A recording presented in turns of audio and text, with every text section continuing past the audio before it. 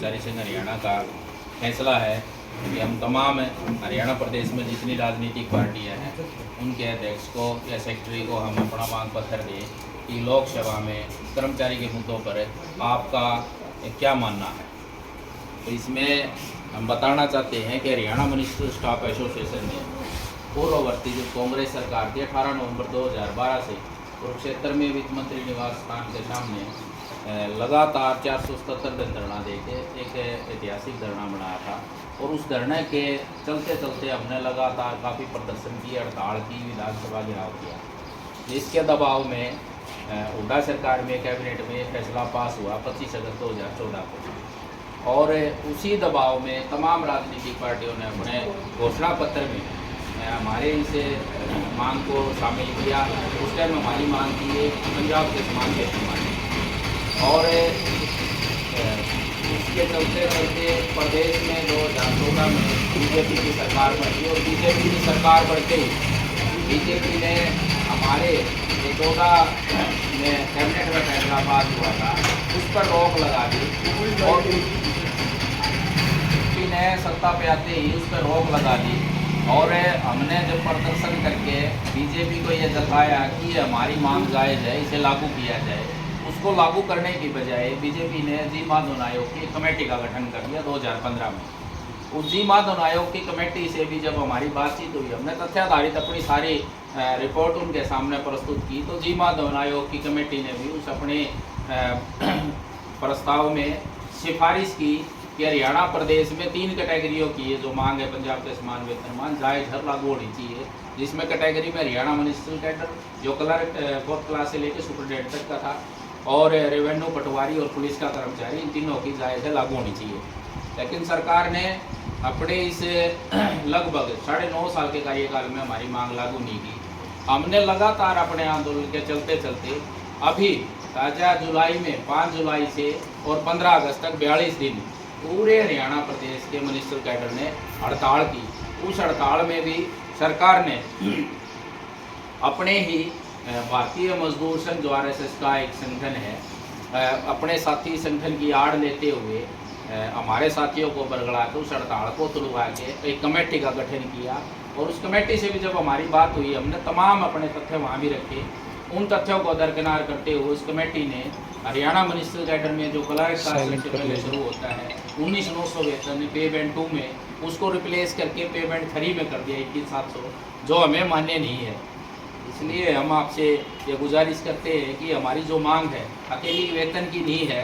इसमें हम आपको बताना चाहेंगे कि 7th पे कमीशन में न्यूनतम वेतन है 16,900 और अधिकतम वेतन 1,82,500 रुपये, जिसमें इसका अनुपात बनता है 1.14 और 1.14 श्रम कानूनों में वेतन जब निर्धारित किया गया था उसमें ये था कि 1.7 का होना चाहिए। अगर ये सही में न्याय संगत वेतन लागू किया जाए तो 1.14 की बजाय 1.7 हो, जिसमें यहाँ 4थे श्रेणी का जो कर्मचारी है, 4th श्रेणी का, उसका 26,000 वेतन हो। अगर उसका 26,000 वेतन हो तो हमारा भी 14 में जो 25 अगस्त 2014 को फैसला लागू हुआ था पंजाब के समान वेतनमान का, जो 7th पे कमीशन में 35,400 बनता है म्यूनिसिपल कैडर में क्लर्क का, वो जायज़ बनता है। इसमें हम कहना चाहते हैं कि इसमें जो लिपिक का है और स्टेनोटाइपिस्ट का है वो 35,400 हो, इसमें SDC का है 39,900 हो, इसमें सहायक का है, आंकड़ा सहायक का है, स्टेनोग्राफर का है वो 44,900 हो, इसमें उपाधीक्षक का है वो इसमें 47,600 हो और अधीक्षक का है वो इसमें 56,100 रुपये वेतन हमारा होना चाहिए। इसमें हमें दूसरी मांग अपनी बताना चाहते हैं, पूरे प्रदेश में नहीं देश स्तर की मांग है कि इसमें जो NPS नई पेंशन स्कीम है उसको रद्द करके PFRDA बिल को रद्द करके पुरानी पेंशन बहाली हो, जिससे तमाम कर्मचारी को लाभ हो।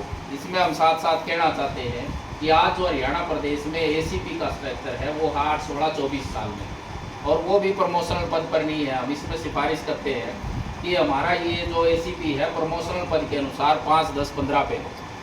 इसके साथ साथ योग्यता अनुसार उच्च पदों पर पदोन्नति हो, क्योंकि म्यूनिसिपल कैडर 4th क्लास से सुपरिटेंडेंट तक है, हमारी कोई योग्यता हो वो किसी और उच्च पद पर नहीं जा सकता, वो भी हमारी इसमें मांग है। वर्कलोड के अनुसार हरियाणा प्रदेश की जब स्थिति थी, एक पद सर्जित किए गए थे, आज उनकी संख्या कम होगी। हम सिफारिश करना चाहते हैं कि वर्कलोड के अनुसार, जनसंख्या के अनुसार पदों का विस्तार हो और पदोन्नति के अवसर भी हमारे इसमें बढ़ाए जाए।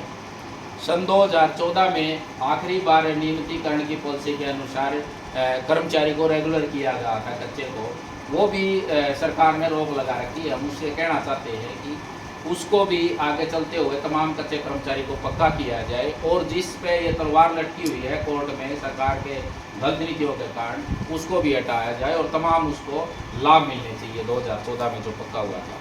हरियाणा प्रदेश का अलग से वेतन आयोग हो, पंजाब में अलग से वेतन आयोग है, ताकि कर्मचारी को हमारे ऊपर केंद्र का थोप दिया जाता और वो भी काट पाट के पूरा नहीं दिया जाता केंद्र का। हम इसमें कहना चाहते हैं कि कच्चा कर्मचारी भी काम करता है, पक्का कर्मचारी भी काम करता है, समान काम है। जब समान काम है तो वेतन अलग अलग क्यों हो? समान काम समान वेतन भी हमारा इसमें होना चाहिए।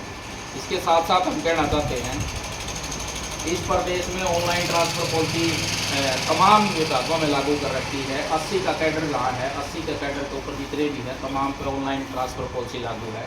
वो पॉलिसी उचित नहीं है, उसकी समीक्षा हो, क्योंकि उस पॉलिसी के कारण तमाम हज़ारों पद खत्म हो गए हैं और कर्मचारी इधर उधर 300, 400 किलोमीटर नौकरी करने पर मजबूर हो रहा है। हम इसमें कहना चाहते हैं इसकी समीक्षा करके संगठन के सुझाव लागू किए जाए। इसके साथ साथ हम कहना चाहते हैं आरक्षित श्रेणी का बैकलॉग भी पूरा किया जाए। इसके साथ साथ हम कहना चाहते हैं कि डी ग्रुप का अभी 18 में एक भर्ती की है कॉमन कैडर की, उनकी प्रमोशन ही नहीं हो रही। ह्यूमन रिसोर्समेंट डिपार्टमेंट का जो डायरेक्टर है वो इसकी प्रमोशन करेगा, पदोन्नति के अवसर बिल्कुल ही नहीं है उनके। हम इसको 20% से बढ़ाकर 50% का इसमें प्रस्ताव है हमारा कि होना चाहिए। इसके साथ साथ एक्स ग्रेशिया पॉलिसी जो लागू है आज, वो शर्त के आधार पर है कि शुरू में 5 साल की नौकरी होनी चाहिए, आखिरी में उसकी 52 साल तक की उम्र होनी चाहिए। तो हम भी कहते हैं कि ये शर्त ना हो, शर्त हटा के पूर्णतः एक्स ग्रेशिया पॉलिसी इसमें लागू की जानी चाहिए। इसके साथ साथ हम कहना चाहते हैं हरियाणा प्रदेश में एक पढ़े लिखे युवा के साथ बहुत बड़ा भद्दा मजाक किया जा रहा है, कौशल रोजगार निगम के तहत, उसे भी हरियाणा प्रदेश में भंग किया जाना चाहिए। तमाम खाली पड़े पदों पर स्थायी भर्ती हो, पदोन्नति हो, हम इसमें ये भी सिफारिश करना चाहते हैं। और म्युनिसिपल कैडर पर क्लर्क जब लगता है, हम ये कहना चाहते हैं कि जब नौकरी में आए, नौकरी में आने से पहले जितने भी मापदंड हैं उसकी योग्यता को लेके, वो तमाम मापदंड नौकरी में आने से पहले होने चाहिए, बाद में नहीं होने चाहिए। क्योंकि क्लर्क के ऊपर नौकरी में आने के बाद SCTC एक टेस्ट ऐसा है जिसे हम पास नहीं करते तो हमारा वेतन वृद्धि नहीं होती, इंक्रीमेंट नहीं लगती, और वो अगर 3 साल हम नहीं करते तो सेवाएं समाप्त हो जाती है, ऐसा नियम है। हम कहना चाहते हैं कि इस SCTC की जगह हमारा विभागीय रिफ्रेशर कोर्स हो, क्योंकि तमाम यूनिवर्सिटियों में विभागीय रिफ्रेशर कोर्स है।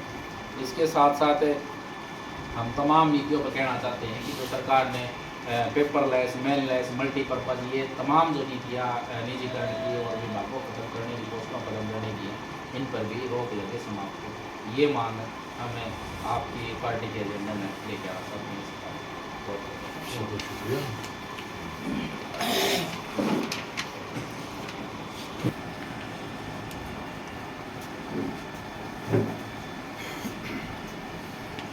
आदरणीय उपस्थित साथियों,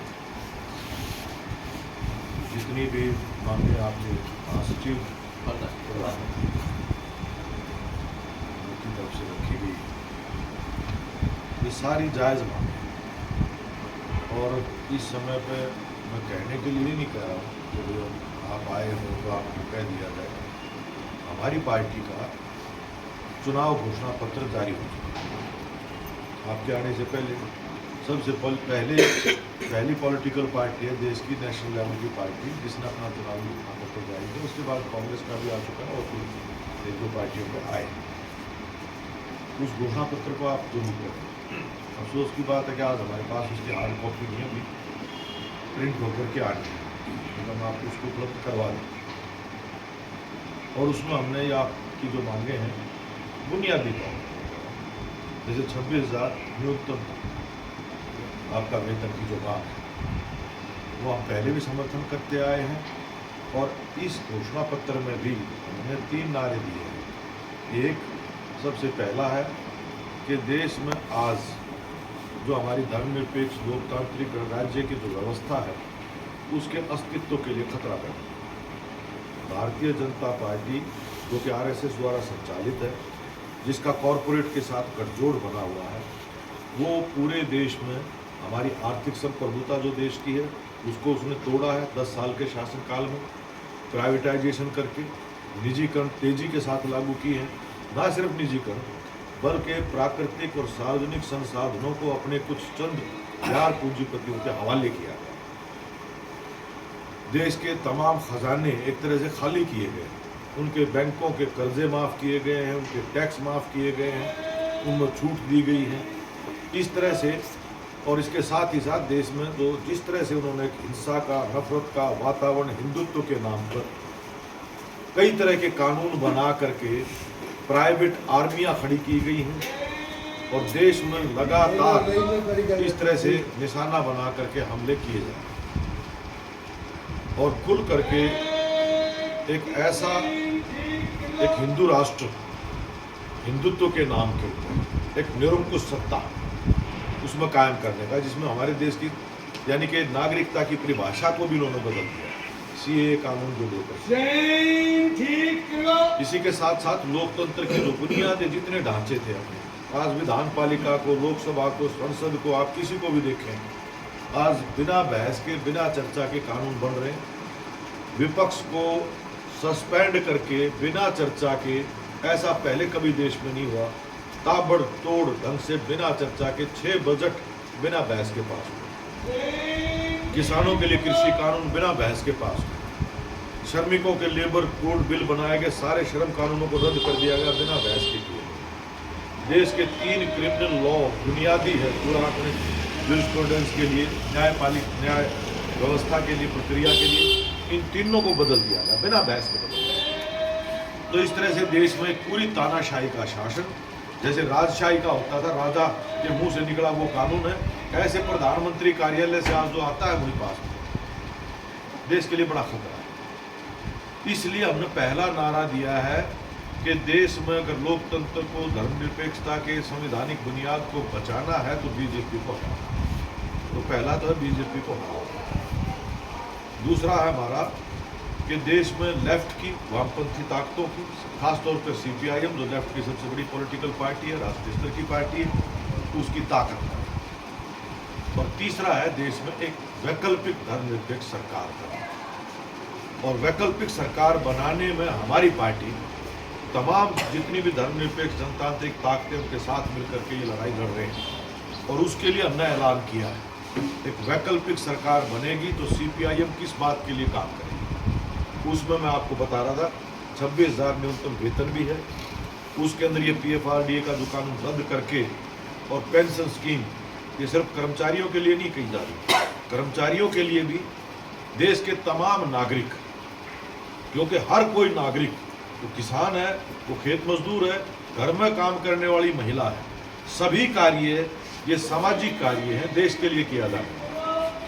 तो सबको पेंशन का अधिकार मिलना चाहिए। और पेंशन न्यूनतम जो एक समय के ऊपर आपका न्यूनतम वेतन जो है उसका 50%, कम से कम 50% ये होना चाहिए सभी के लिए।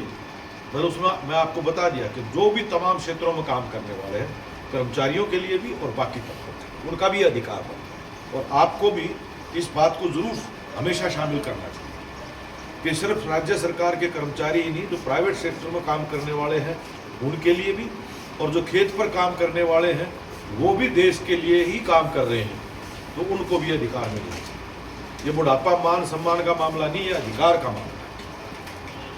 बाकी जो आज जितने भी आज ये जो आपने रोजगार कौशल निगम की बात की है, शुरू दिन से हमारी पार्टी कहती आई बिल्कुल गैर कानूनी है। ये एक समानांतर बिना किसी विधान पालिका के कोई पास किए कानून देश में है, हमारे में भी है। एक पहले से एम्प्लॉयमेंट एक्सचेंज काम कर रहा है, उसको बाईपास करके आपने एक पैरेलल ऐसा स्ट्रक्चर खड़ा किया है जिसमें एक स्थायी व्यवस्था, अस्थायी रोजगार की एक स्थायी व्यवस्था की गई। हम बिल्कुल इसके विरोधी हैं और हमारा ऐलान है कि हम इसके खिलाफ पहले भी लड़ते आए, और वैकल्पिक सरकार बनेगी तो ये रद्द होगा। और जितने भी पद खाली पड़े हैं वो ना सिर्फ उनको भरा जाए, बल्कि जो आप कह रहे हो कि नए रोजगार का सर्जन, जो लोड बढ़ा करके जिस तरह से, और सिर्फ इतना ही नहीं है, बल्कि आज सार्वजनिक सेवाओं को मजबूत करने का हमारी पार्टी ने बिल्कुल स्पष्ट तौर पर कहा है कि ना सिर्फ निजीकरण रोका जाए, बल्कि निजीकरण जो इन दिनों में किया गया उसको पलटा जाए। खास तौर पर कुछ बुनियादी क्षेत्रों को हमने पहचान किया है, जिसमें खास तौर पर ऊर्जा का है, परिवहन का है, ऐसे एनर्जी का सेक्टर, शिक्षा का, स्वास्थ्य का, इन क्षेत्रों के अंदर जितना भी निजीकरण किया गया है उसको पलटा जाना चाहिए। शिक्षा का, स्वास्थ्य का, ये बीमे का आधार पर कि 5 लाख बीमा दे दिया, हर नागरिक को ये अधिकार होना चाहिए।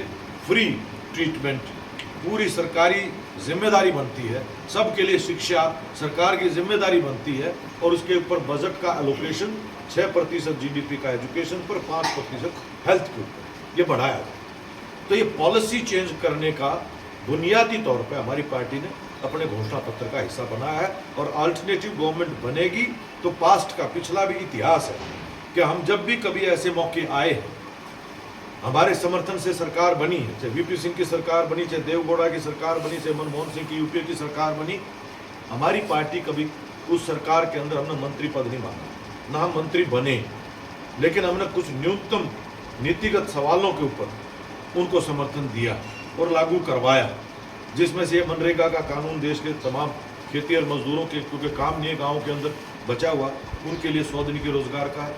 अभी भी हम कह रहे हैं कि ना सिर्फ गांव के, शहर में भी बेरोजगारी इस तरह का एक रोजगार की गारंटी का कानून बनना चाहिए। इसी तरह से खाद्य सुरक्षा का कानून हमारे समर्थन से सरकार को बनाना पड़ा, एक अधिकार के रूप में, संवैधानिक अधिकार के रूप में। राइट टू एजुकेशन का कानून बना, पहली बार बना यूपीए की सरकार के समय जब हम समर्थन कर रहे थे। आरटीआई का कानून उस समय बना, हर आदमी को सूचना का अधिकार वो बना उस समय के ऊपर। ये भवन निर्माण कंस्ट्रक्शन के, यानी कि असंगठित क्षेत्र में काम करने वाले श्रमिकों के लिए सामाजिक सुरक्षा वगैरह वगैरह। तो अब की बार भी हमारा यह ऐलान है कि ऐसी कोई सरकार जिसमें हमारी भागीदारी होगी, हमारे समर्थन से होगी, उसके लिए हम इन पॉलिसीज़ के बदलाव के लिए काम करेंगे, और जितने भी खाली पद बड़े हैं उनको भरने का, और उसमें जो बैकलॉग है, जो आपने भी अपनी मांग रखी है, वो भरे जाने का, और ना सिर्फ इनको भरे जाने का, बल्कि हमारी मांग ये भी है कि प्राइवेट सेक्टर में भी रिजर्वेशन की पॉलिसी लागू की। और ये जातिगत जनगणना के आधार के ऊपर, जिसको बीजेपी नहीं करना चाहती है, जिसमें पता लगे कि भाई ओबीसी का किसका कितना हिस्सा है, उसके आधार के ऊपर उनके आरक्षण का व्यवस्था है, उनकी सबकी की जानी चाहिए।